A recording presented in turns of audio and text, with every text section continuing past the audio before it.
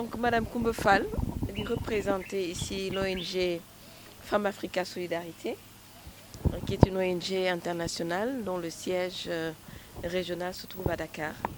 Et nous sommes ici dans le cadre, nous sommes invités ici dans cette activité parce que nous avons aussi initié un programme dénommé IWA, qui est l'autonomisation des femmes dans l'agriculture, dont Maman Julie est l'une de nos modèles, puisque c'est un programme qui a été réfléchi et pensé et formulé par des femmes africaines pour apporter leur contribution dans la résilience des femmes et surtout dans la productivité des femmes dans l'agriculture.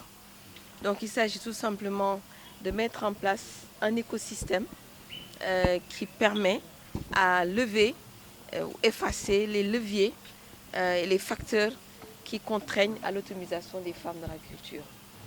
Donc incliné sous plusieurs facteurs, dont le facteur principal c'est l'accès à la terre.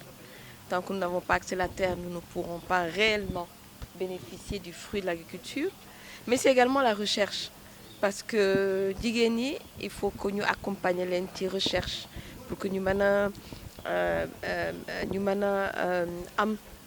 une capacité d'adaptabilité de leur culture, mais aussi qu'on puisse avoir une action d'avance. Par exemple, le changement climatique aujourd'hui nous réduit à devoir revoir notre façon de faire et notre façon de cultiver. Nous avons aussi le partenariat dans ces facteurs parce qu'une femme peut rester là où elle est de cultiver, mais si un partenaire, hein, si la femme n'a pas de partenariat, n'a pas un marché en face d'elle, c'est difficile.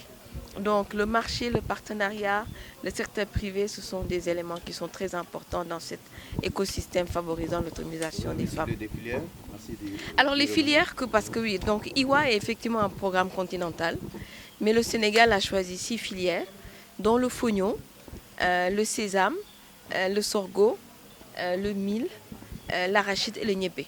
C'est les filières dont les autorités gouvernementales ont choisi comme des filières potentiellement importantes où il faut vraiment amplifier la voix des femmes, la présence des femmes, parce qu'elles sont des actrices du début jusqu'à la fin, mais que c'est aussi des filières qui peuvent réellement contribuer à l'autonomisation des femmes, mais également à l'autosuffisance alimentaire et la sécurité alimentaire.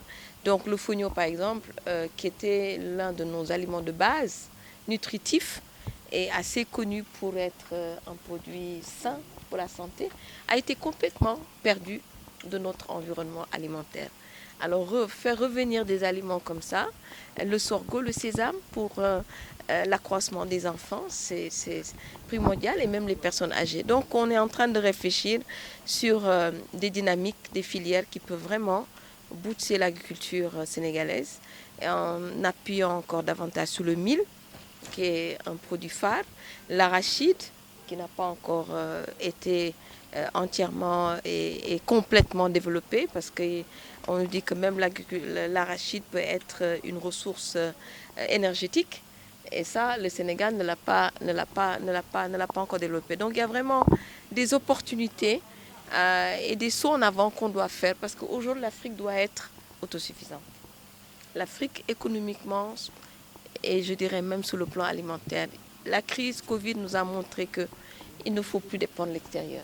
Il faut qu'on puisse réfléchir ensemble sur comment on peut manger, le consommer local. Mais pour consommer local, il faut amener les produits. Tant que le Sénégalais a plus d'attraction par les produits étrangers, il n'y aura pas photo. On ne pourra jamais placer nos produits. Donc voilà un petit peu la dynamique de IWA. Et vraiment, nous sommes très très très contents de l'initiative de Gypsoir ici. Maman Julie, une partenaire avec qui nous travaillons beaucoup, avec qui nous réfléchissons beaucoup aussi sur comment nous allons asseoir durablement IWA. Parce que tout le pari aujourd'hui, beaucoup de pays ont un IWA déjà et ça marche très bien. Les femmes commencent à y voir une valeur ajoutée. Beaucoup dans l'autonomisation des femmes dans l'agriculture. Mais le Sénégal, puisque nous sommes au Sénégal, nous voudrions que le Sénégal puisse aller plus loin. Nous avons d'ailleurs commencé par signer un arrêté interministériel entre les deux autorités de tutelle, que sont le ministère de la Femme, de la Famille et la Protection des Enfants et le ministère de l'Agriculture et l'Équipement Rural.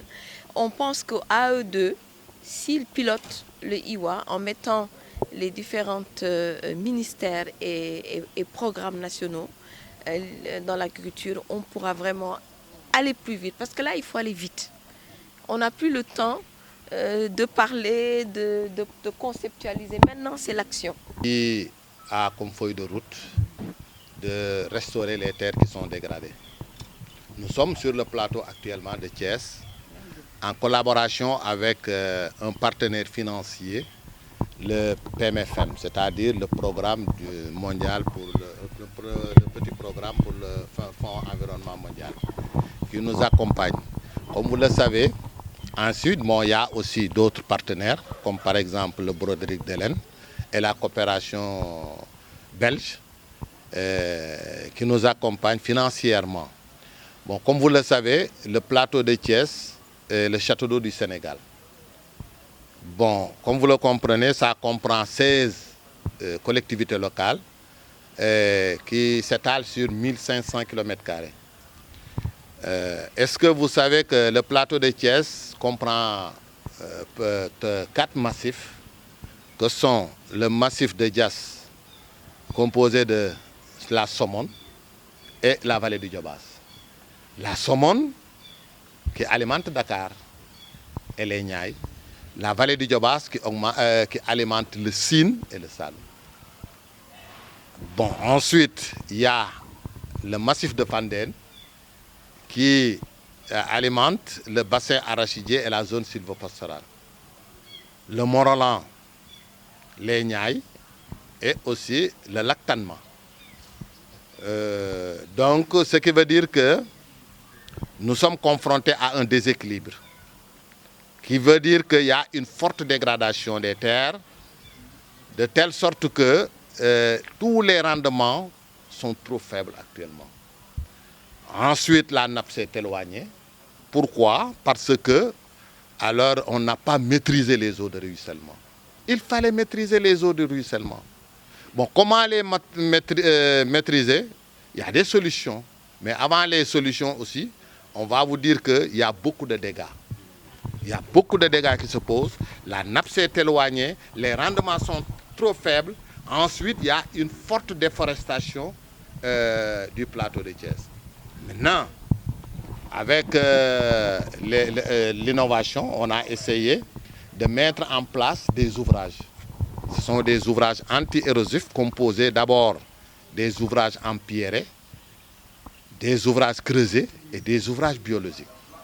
Bon, les ouvrages empierrés, ce sont les cordons pierreux qu'on met sur place. Si vous allez par exemple vers Kissan, vous avez vu qu'il y a des cordons, des tas de pierres qu'on a mis pour essayer quand même en rectiligne, qu'on a disposé de telle sorte que ça impressionne presque tous les passants qui sont là-bas. Et au niveau même de la ZAC? Au niveau même, non, au niveau de la ZAC peut-être, bon, ils ont démarré, mais les projets du FEM, du Programme mondial environnemental et de BD, Broderick d'Hélène, c'est dans la zone de Kissan, le Parmi.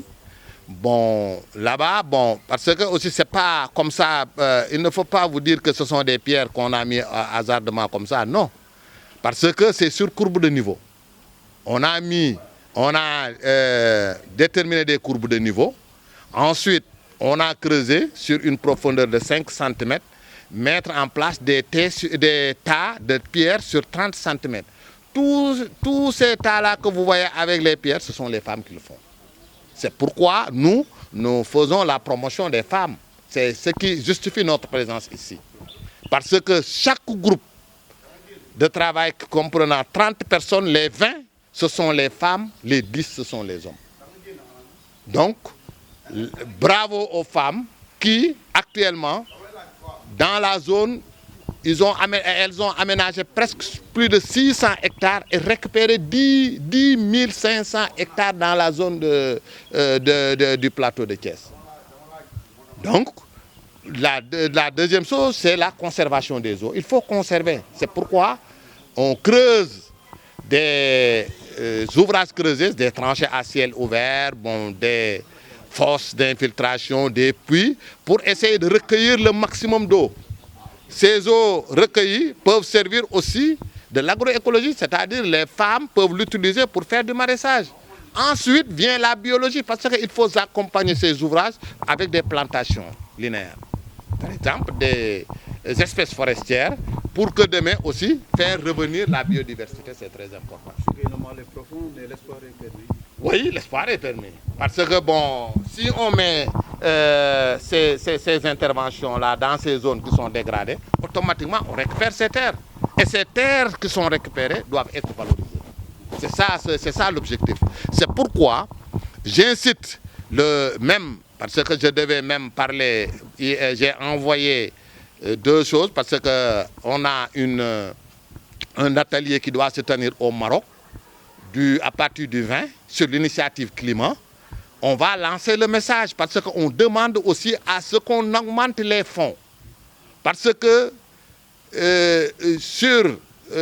pour pérenniser ces projets, on a mis en place des fonds d'appui à l'environnement, créés par le PMFM.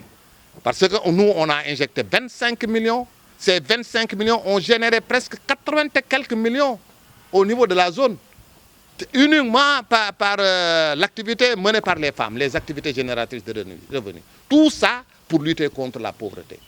Donc, ce qui veut dire que les femmes sont prêtes actuellement à faire de l'agroécologie, mais il faut quand même les accompagner. Voilà. L'appui de l'État dans tout ça, et les collectivités locales, territoriales concernées. Bon, c'est toujours ce que je revendique. Parce que ce sont les bailleurs étrangers qui nous appuient. L'État, non. Les communautés, alors que normalement, on les aide parce que c'est leur communauté. Les lignes de crédit environnement doivent être injectées dans ces choses de trucs-là. Oui, parce que c'est qui est transféré. Donc, je pense que les communautés, je lance un appel aux maires, quand même d'appuyer ces femmes-là et d'appuyer aussi les villages pour lutter contre cette dégradation. Parce que sans ça, le Sénégal ne va jamais se développer. Et sans qu'on ne maîtrise pas aussi les eaux de ruissellement au niveau du plateau de Thiès, le Sénégal ne se développera jamais, l'inondation demeurera. Ablaye Gueye, maa yore ONG bi ñuy wax ADT GERT nekk Thiès. ADT GERT nag day kuréel boo xamante ni bii ci li muy yëngu mooy fexe ba xeex li ñuy wax mooy suuf su yàqu si, parce que mënuñoo wax développement mukk tant que defaruñu suuf ak ndox, ñaar yooyu moom mënul ñàkk. léegi nag àgg nañu foo xamante ni fi suuf sépp yàqu na. soo seetee baykat bi dafay bay ba mu pare àll bu dul jeex te du ca am dara, te bu njëkk da nga daan bay tuuti am lu bari, kon y'a problème boobu mooy lan? suuf si yëpp dafa xelli, amatul benn espoir, yàqu-yàqu yi taxaw na. ñun nag dañ ni plateau de Thiès bi mooy château d'eau Sénégal, parce que ndox yi nga xamante ni bii ñoo nekk ci biir Sénégal yëpp foofu lay jóge du dugg ci biir réew mi. D'ailleurs am na ay massif, parce que plateau bi dafa ay massif ñoo ko seq, maanaam massif yaa de Diass muy Somone ak vallée Diobass. Somone moo jëm direct Dakar, vallée Diobass bi moo jëm Sine ak Saloum. Somone bi nga xamante ni moo jëm Dakar moo inondation boobu yëpp foofu la jëm. même fi mu ne nii fàtte naa ko wax sax en français, parce que lagune bi commencé naa fees ak suuf. lagune bi commencé na yàqu, muy lagune bu Somone bi. boo demee le Sine ak le Saloum suuf si am na dañuy traversé léegi dex bi comme ça ak pied, xam nga ne loolu musiba la. sans compter aussi le Fandène moom bassin arachidier bi lay jëm, mais aussi moo yore la zone sylvopastorale, maanaam boori Ndar ak ñooñu moo yore fii nga xamante ne fa la càmm gi nekk. aussi yaa Lactalement c'est le Morolan tuunu suulu na fi ne ni bañ na ko ba dañ ko séddoo di ko bay di, ce qui est très grave. te ñiy wax yëpp dañ daan wax seen kontante lan la woon, ñuy dégg Lactalement lak ret ba. Lactalement n'existe plus, dañ bañ na ko ba dañ koo dañ koo xar léegi di ko utiliser. loolu lépp li ko waral mooy fa muy tawee du fa ngi sa y a aucune infiltration, ndox du dugg ci suuf. léegi nag tant que ndox du dugg ci suuf problème am na. li ko waral yëpp mooy àll bi dafa toj, mooy déforestation àll bi dafa toj bu àll bi tojee ndox mi day circuler na mu ko neexee ànd ak suuf si di ko yóbbu bu ko yóbboo dina ko déposer foo xamante ne neexul borom maanaam fa ñu ko bëggee woon du fa demee. pexe bi nag mooy ñun ci sunu wàllu bopp dafa am ñetti yëf yoo xamante ne bi moom la ñuy xeexee xeer yi pax yi ak garab yi. xeer yi mooy buum yi xeer yi nga xamante ni moom ngay gis nga xamante ni day wàññi doole ndox mi mais nag du ko téye pax mi mooy yi nga xamante ne ndox mi bu ñëwee day dugg ci biir ñu koy jariñoo pour ëllëg garab yi mooy delloosiwaat àll bi parce que àll amatu fi léegi nag loolu lépp bu ñu ko amee automatiquement rek dañu mën a bayaat tool bi parce que dañuy mën a bayaat suñu tool récupérer ko parce que dañuy dem ci vers agroécologique maanaam li ñu soxla maanaam mbay moo xam ne dañ koy dunde maanaam mbay dunde dañ koy def loolu mooy objectif bi. te jigéen ñi seen jëm bopp wàll biñ ci am budul woon ñoom benn projet de sorte mooy waral suñu teewaay fii parce que ñun rek li nga xamante ne fexe nañu ba xeex ko ba am ko ak le fonds environnement mondial programme bu ndaw bi.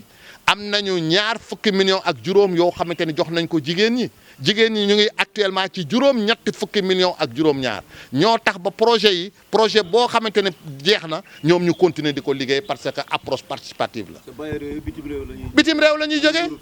nguuru Sénégal defu ci dara xëy na ñoom peut-être xëy na ñu ngi taxaw di ñu accompagner avec les autorités mais point de vue finance moom defuñu ci dara ki ñu waroon a jàppale mooy les maires.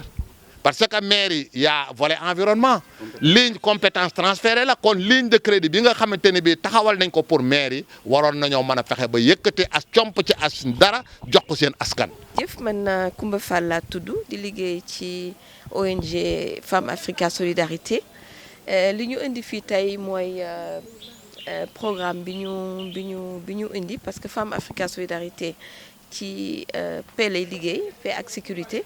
waaye dañu am programme bu am solo boo xam ne jigéen ñee ko xalaat jigéen ñoo ko bind mooy IWA mooy projet boo xam ni dañ ko bëgg daal que dëkk bu nekk nga xam ni moom la ñu choisir ci Afrique ñu mën a am programme buy réfléchir ci dynamique autonomisation des femmes dans l'agriculture dañu xalaat que ni autonomisation des femmes est possible bu dee dindi nañu facteurs yi nga xam ni mooy bloqué facteurs yi nga xam ni mooy tax ba jigéen ñi duñu am seen pleine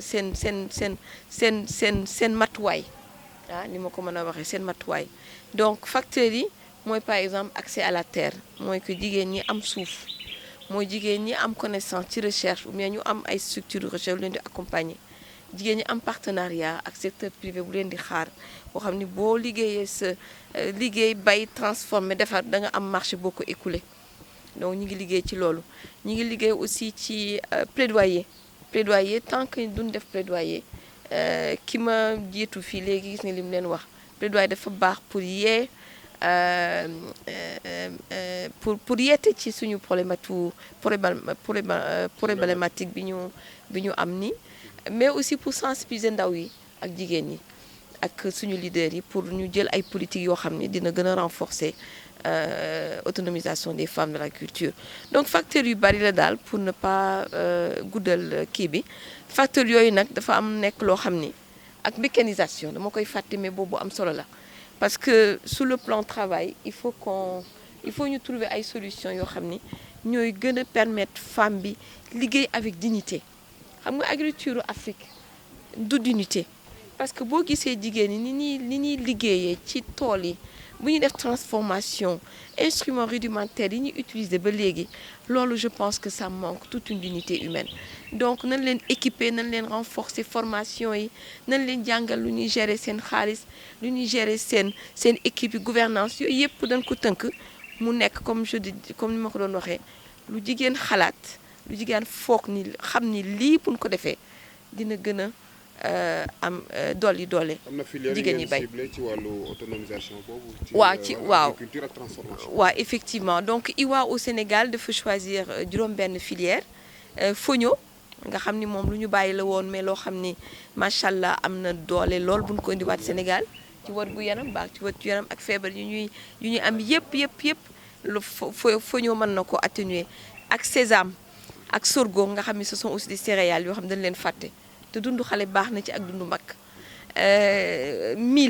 mil bi Sénégal moom macha allah am nañ ci doole waaye am na ay transformation yoo xam ne ay produits yoo xam ne ba léegi àggaguñ fa dolli ci arachide dolli ci ñebbe waaw defe naa filière yooyu moom la Sénégal choisir parce que dëkk bu nekk yaay choisir fi nga bëgg a articuler ce programme IWA. jàpp ngeen ne réew yu mel ni Malawi mën nañ servir d'exemple ci côté boobu. effectivement Malawi ñi ngi choisir benn kii oléagineux bu xaw a nuroog tuuti petit pois ñu tuddee ko pois d'Angof donc mooy filière bi gën a am solo ci bay yi foofu donc étranger yi ñoo doon ñëw di ko bay di ko yóbbu donc léegi nag ñu def fi dynamique boo xam ne léegi jigéen ñi la ñuy jox léegi partie bu am solo boo xam ne ñoom ñu ngi commencé di ko bay di ko transformer ak di ko consommer ak di ko commercialiser. waaw suuf si moom loo xam ni moom yàgg nañ koo xeex xam naa ni ñi ngi def avancé nag quand même au Sénégal parce que ONG yu bari taxaw nañ ci ba liggéey ci def ci ay plaidoyer montrer aussi la valeur ajoutée bu ñu joxee jigéen suuf mais des na ba léegi te loolu aussi il faut que ñu gën cee continuer di liggéey il faut mu gën a bokk encore ci plaidoyer bi parce que tant que amuñu suuf du ñu am suñu autonomisation waaw parce que bala ngay bay moom am suuf. suñu farandoo yi waaw maa ngi leen di jaajëfal ci mobilisation bi gis ngeen wax dëgg yàlla jotaay bi sànq dund ngeen ci lu bari ak ñun tey ñu ngi Égypte ci COP 27 bi à notre manière comme ni ñu ko defee woon daaw ci Glasgow c'est pour interpeller les décideurs par rapport ak yenn engagement yi ak urgence bi am parce que bu ñuy waxee urgence climatique jotaay yi lël yi daje yu mag yi dafa war a lëkkaloog ay jëf yu concrète mën a wane ne vraiment ay pàccal ay saafara ñu ngi koy def moo tax ñun depuis daaw dinañu am possibilité dem ci COP yi mais dañu ne à notre manière ci soir nañu dund COP yi woo suñuy naataango ñu ñëw xalaat won ay actions concrètes yu ñuy def ci terrain bi mais à petite échelle ñu war ko wesaare def ko à grande échelle pour décideurs xam ne ñu ngi fii kat en conclave te loolu depuis COP de Paris bi ñu njëkkee participer COP lañ ko wax ñu ne ñun ay jëfkat lañu dañuy bëgg ngeen ñi fekk ci terrain bi ngeen gis li ñuy dund par rapport aux effets négatifs des changements climatiques ak yan pexe jigéen la ñuy tëral te saafara yooyu mi ngi joxe résultat ñu dooleel ko mën ko def à grande échelle donc looloo doon lay jotaay bi tey gis ngeen suñu nawle yi ñëw feeluñu wuy si ñu leen di gërëm di leen sant mais di ngeen gis ci kanam bu sa kanamee c'est une rencontre nationale parce que dañu jël 4 zones agroécologiques ñu ngi fi yeneen 2 zones yi soriwaay moo tax comme forumu benn jour la rek ñu jéggal leen mais à partir de 15 heures dañuy leen di jox benn lien ñoom it ñu participer à la réflexion participer à la campagne digitale de messaging. mu mel ni taa juli action ngeen woote ndax action ngeen wax. waaw ñu tax ñu wax ko nii à la reprise dafa am benn téere ci juróom-ñaari xët yoo xamee ne tënk nañu bay dunde ñun li ñu ci namm liñ ci xalaat ak naka la doone une réponse pertinente à ces effets négatifs du changement climatique parce que dafa affecter la sécurité alimentaire nationale. xam nga boo xiifee est-ce que di nga tal développement donc téere boobu ñu ne tey ku mel ne suñu farandoo boo xam ne depuis 2004 muy sëñ Aly Nguer Diop tënk na ko mais validation la ñuy def peut-être 4 zones agroécologiques yi fi ne ñii dinañu ne suñu perception effet négatif bi nii la débat boobu am waa xaaral ma daaneel dégâts boobu dina ko dundee nii ñun nii lañu